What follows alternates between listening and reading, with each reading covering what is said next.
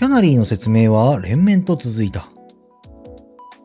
始業や食事の時間などの1日のスケジュールについて、これから1年かけて学んでいく過程について、現在キャナリーが学んでいる授業内容や勉強法について。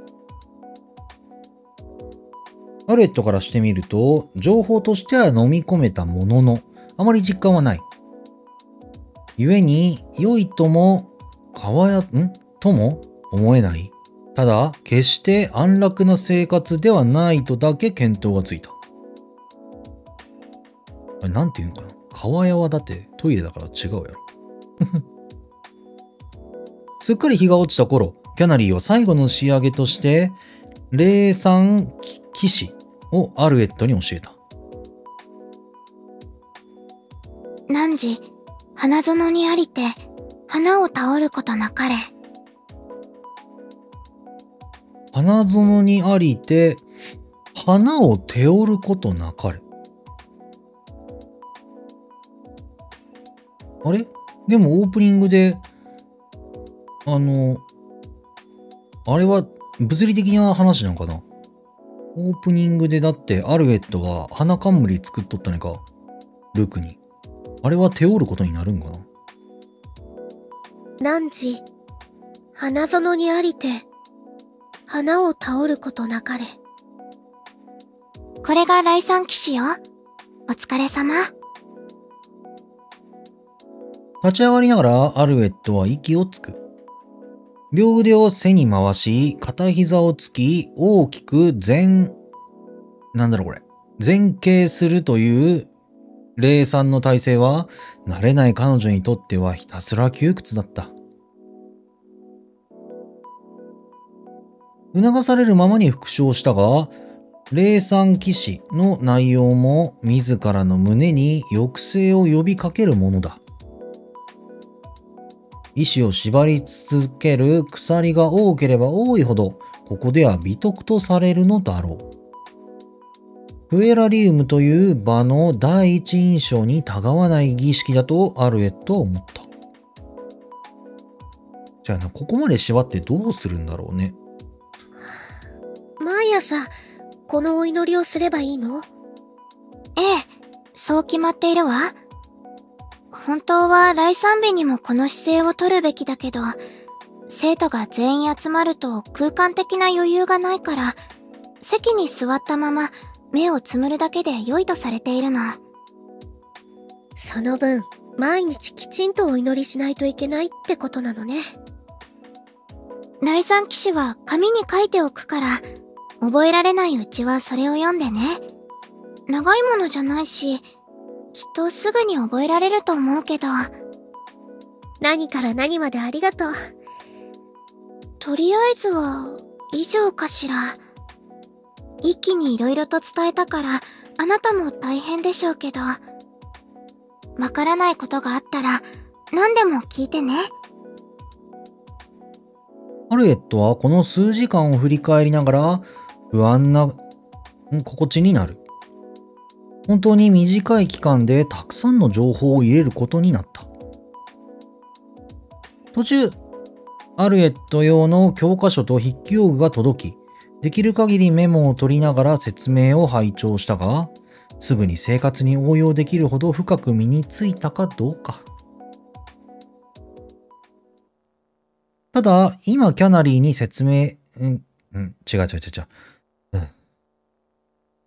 ただ、今キャナリーに聞きたいことは、これまでのやりとりとかけ離れたところにあった。ええ。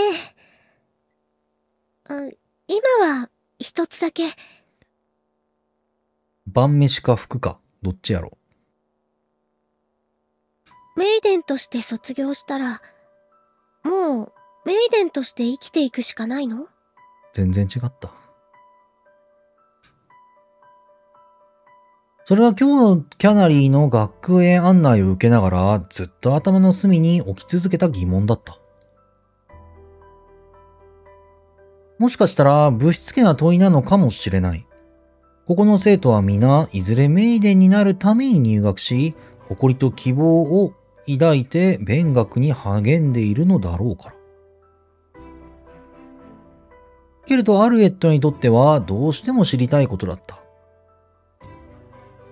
無知が許される今、聞いておかなければ、この先きっと尋ねる勇気を持てなくなってしまう。そんな焦りが口を開かせた。それは、どうなのかしら。果たしてキャナリーの声に含まれた困惑は色濃いもんだった。せっかく素質を持っているのに、メイデンになることを拒む、なんて人の話は、聞いたことがないから。私は、メイデンになるためにここに来たのかしら。よく思い出せないけど、なんだか違う気もするの。そうなの？本当に不思議ね。あなたって。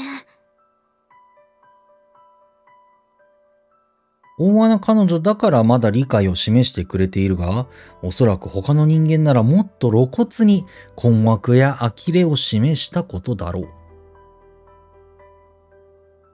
それが十分に察せられたので、アルエットはそれ以上の追求を諦めた。でも、ひとまずは、メイデンを目指すことにするわ。ここに置いてもらえるのはありがたいことだし、人の役に立つ力ならあった方がいいでしょうから。ねえ、それはいい心がけね。あなたなら、きっと素敵なメイデンになれると思うわ。ありがとう。そんなやりとりを最後にキャナリーは一旦引き上げていった。彼女は後で夕食を持ってもう一度訪れると言い残した。どうやらアルエットは生徒たちへの反響を考えて夕食も実質で取ることになったらしい。キャナリーに負担をかけていることを申し訳なく思ったが、一方で生徒たちに入り混じっての食事が明日の朝に伸びたことには安堵した。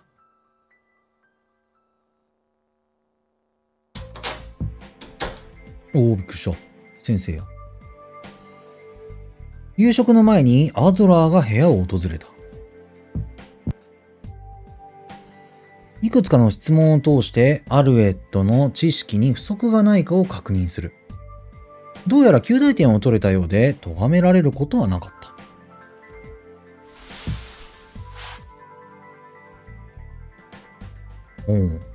その後は制服を作るための採寸をした。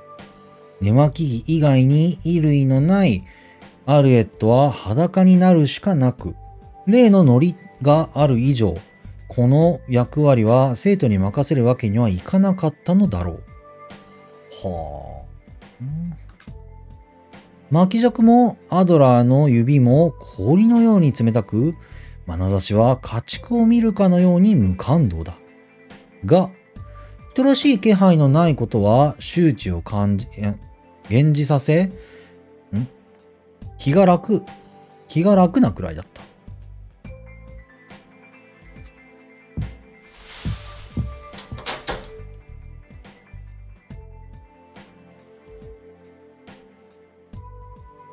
アドラーが去ると、アルエットは大きく息を吐いて、うんと伸びをした。消灯時間まではまだまだあるが、長い一日が今日この時をもって終わったような疲れを伴う実感があった。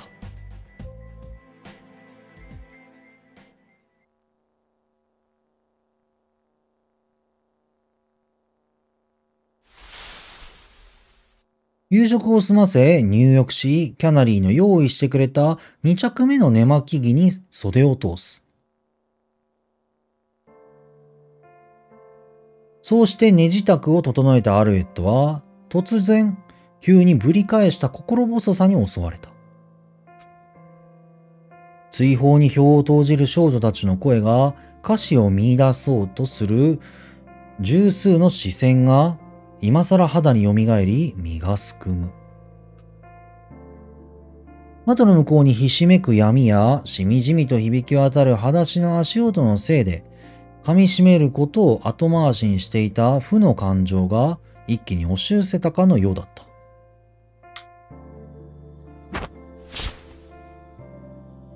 昼寝のせいか眠気は遠かったし、消灯時刻にも間があったが、アルエットは明かりを消してベッドに潜り込んだ。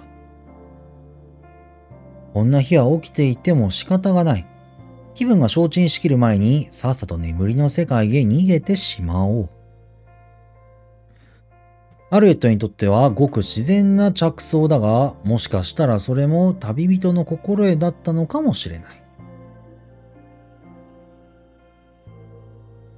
心得とは裏腹に今日の幕が下りるまでには時間がかかった。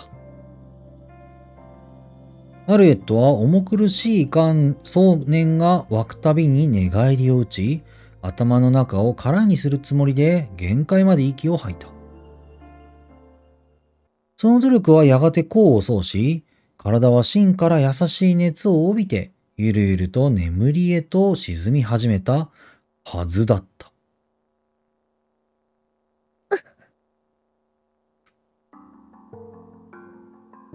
まるで断ち切られるような覚醒だった。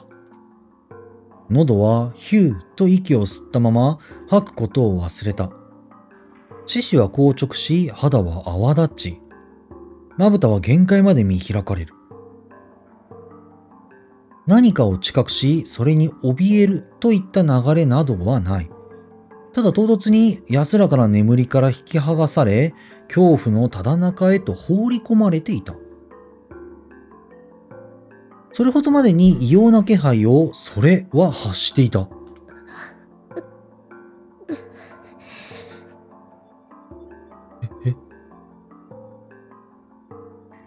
アルエットの瞳は暗がりの中にぼーっと立つ大いなる乙女像を映していた。あかな月光を受けてぼーっと光る石の肌。頭のベールもドレスの壁飾りも深い闇をはらんで不気味に波打つ。霊山軌道の奥に鎮座しているものよりずっと小さいが、人と暮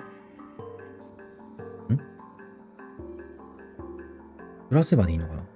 人と暮らせばやはり巨人というしかない。大きく前屈した霊山の体勢をとっているにもかかわらず、頭が天井につきそうだ。前屈ではないか。前傾か。ベッドの上のアルエットからは見上げる形になるが、ベールに覆われた顔は深い闇に閉ざされ、全く表情が読めない。もっとも静止できないことはこの場合幸いなのかもしれなかった。ベールの下にあるものが憤怒だろうが、慈愛だろうが、無表情だろうが、アルエットはそれぞれに害を見出して胸を凍らせたことだろう。と、その時、滑らかな石の外表に突如として変化が現れた。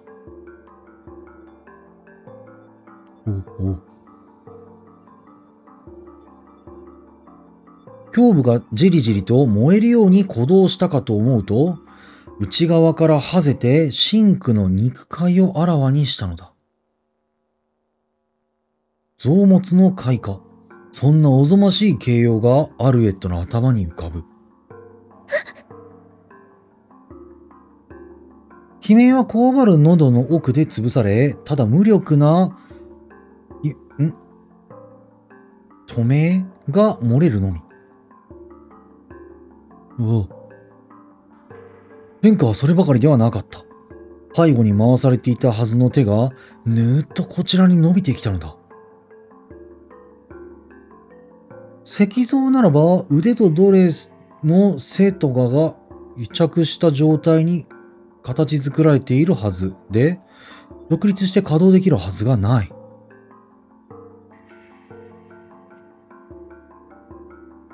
姿は霊山軌道の偶像と同じでも、これは全く異なる存在だと、単なる魔などだと理屈の上でも察するしかない光景だった。異形の腕が届かんとしても、アルエットの肉体は横たわったまま指一本も動かせない。それが自らの恐怖のせいなのか、乙女の怪しい技のせいなのかすらわからない。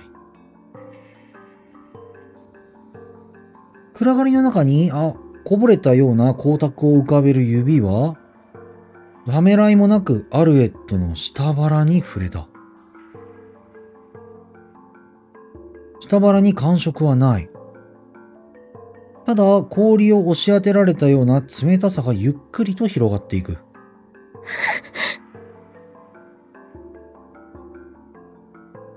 脈々と巡っていた血が凍り、息づいていた細胞が次々に死んでいくような感触に、アルエットの意識が明滅した。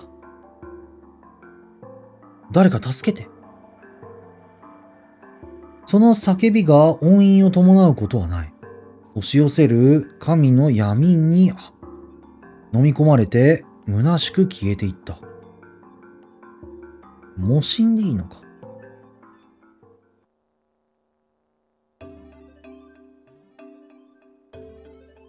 あら、もう戻ってきたの。お？緑色。しょうがないわね。もう一度行ってらっしゃい。くれぐれも身辺には気をつけて。きっと今のあなたには敵が多いでしょうから。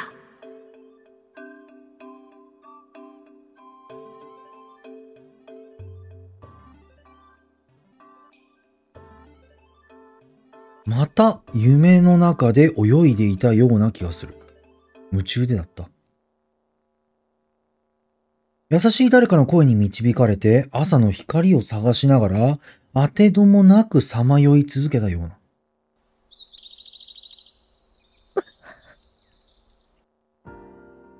それは深い水底から浮上めいた覚醒だった。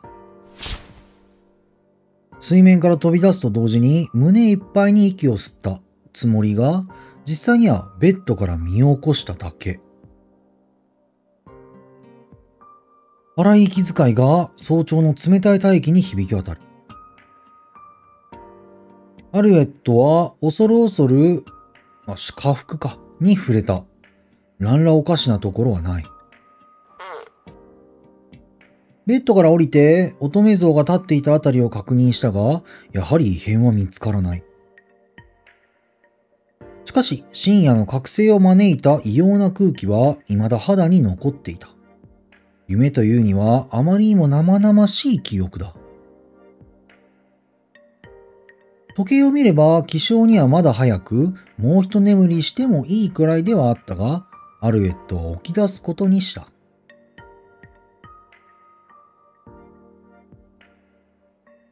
今寝床に戻ったら、また恐ろしい夜の情景に引き戻されるような気がして、そら恐ろしかったのだ。早朝の空気を味わいながら散策すれば、少しは気が晴れるだろう。そんな思惑を胸に、ふらりと自室を後にした。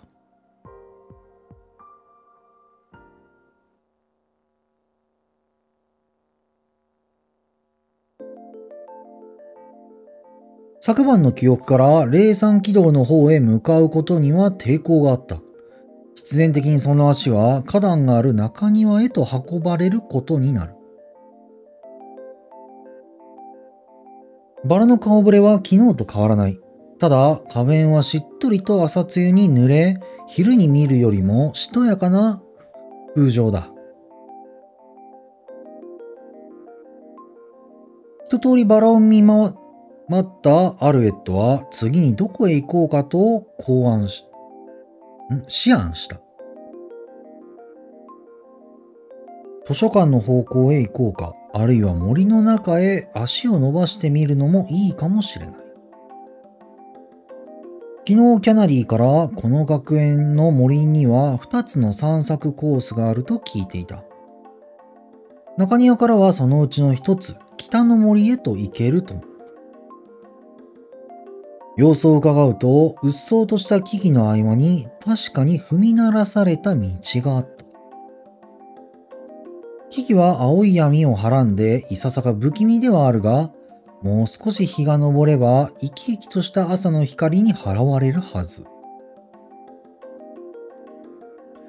そんな期待を胸に歩き出したアルエットだったが、そっちへは行かない方がいいわよ。お？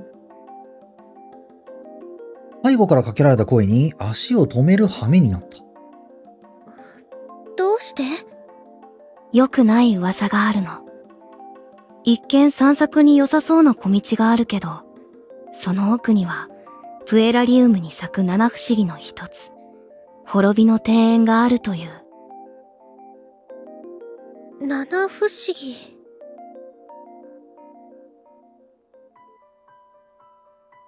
その物々しい音韻は森の散歩よりもアルエットの興味を引いた。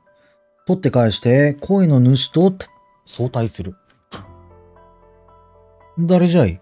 すっげえ可愛いけど。花壇の前に立っていたのは独特な雰囲気をまとう少女だった。何よりもまず目に留まるのは、華奢な体育を飾るように波打つ雪のように白い髪。その一部が漆黒に染まっているのがさらに印象的だ。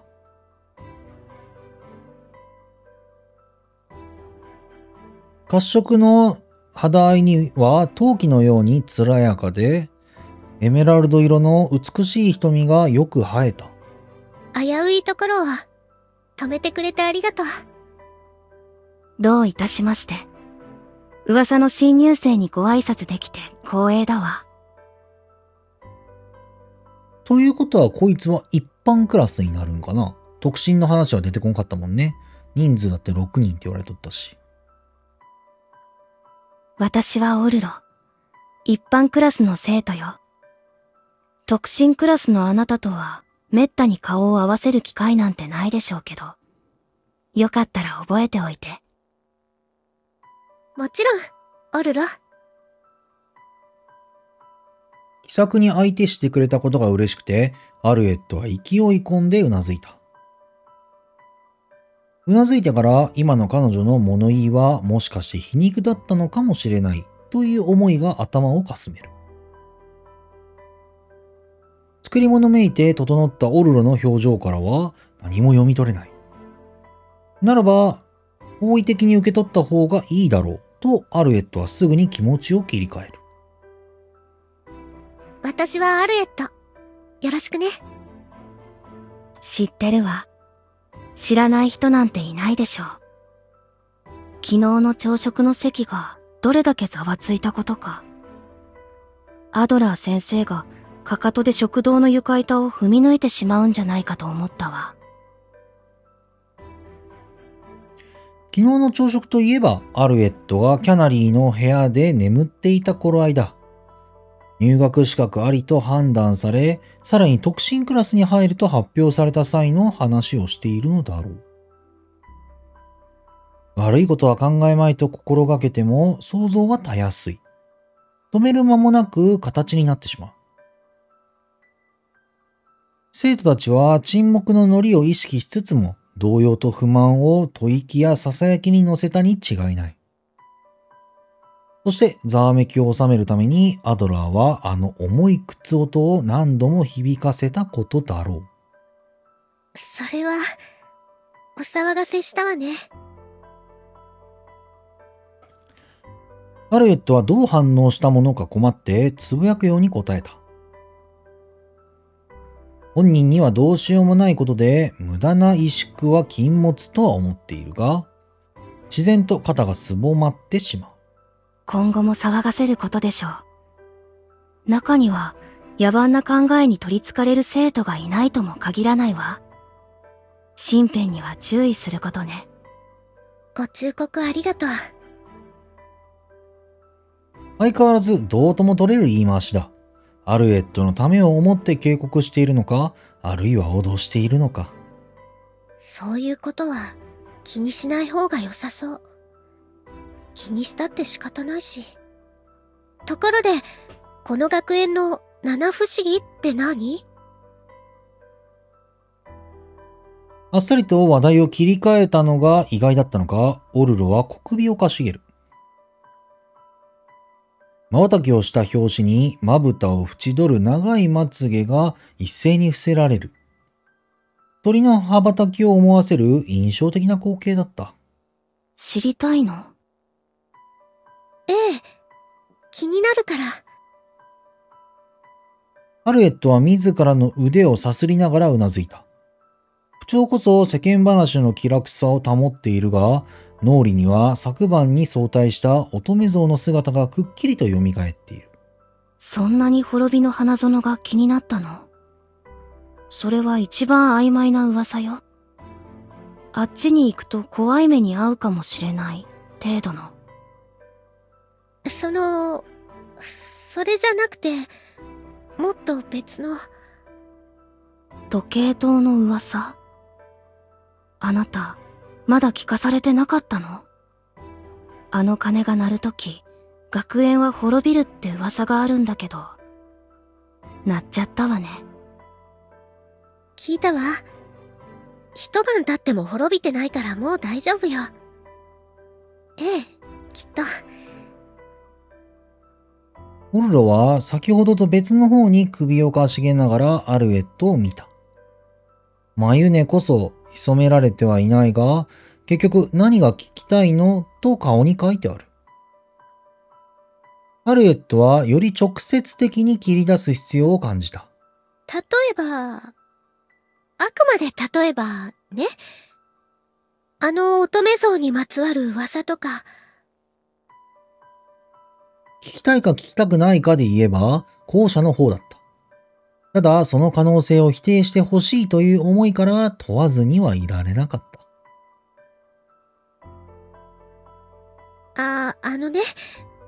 人をかたどった像って想像力を刺激するし、怖い噂につながりがちじゃない？だから、七不思議の一つにあったりもするのかなって。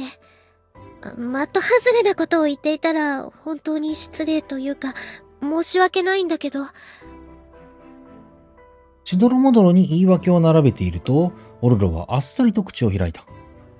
あるわ。あるの？話してもいいけど、誰にも言わないって約束してくれる？大いなる乙女に関する噂話なんて、先生に知られたら怒られるわ。わかったわ。誰にも言わない。だから教えて。約束よ。オルロは念を押してから語り始めた。あなたが言った通り、怪談話の基本みたいな噂よ。夜中になると、象が動いて人を襲うって。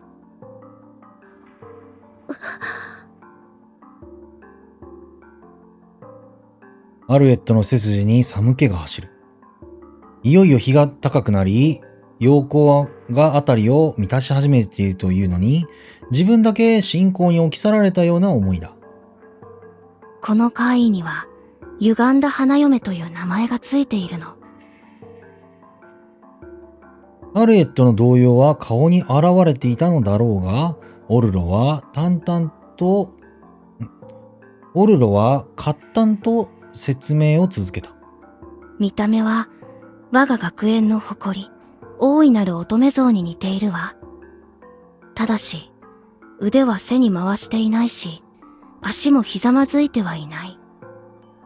自由な手足を持って、思いのままに徘徊するのよ。それだけじゃないわ。胸元には真っ赤な花束を抱えているの。ただ血のように赤いとだけ伝わっていて、花の種類は不明。アルエットが見た姿と合致する。胸元の花束以外は。確かに見ようによっては鮮やかな赤い花のブーケに見えなくもないだろう。けれど、アルエットはぬらぬらと濡れ光る質感を覚えている。あれは血に濡れた肉、あるいは臓物のように見えた。胸の内からはぜたように現れた。その変化に開花を連想はしたものの、花束を抱えているから、歪んだ花嫁？おぞましい記憶を肌に泡立てながらも、アルエットはオルロに調子を合わせて問う。そうね。目撃者は彼女の姿にまがまがしい祝福を感じたんでしょう。歪んだ花嫁の目的は何？遭遇したらどうなってしまうの？一説には、あれは人々の模範たる大いなる乙女の堕落した姿で、それゆえに出会った人間をも不徳の沼へと誘う、とも聞くけど。堕落。その言葉からアルエットはこちらへと伸ばされた白い腕を思い出した。霊山軌道にある大いなる乙女は抑制を主とするメイデンの模範だ。だとすれば、霊山の体制から解き放たれた歪んだ花嫁はその逆か。禁欲から堕落へ真っ逆さまの変転を司っているのかもしれない。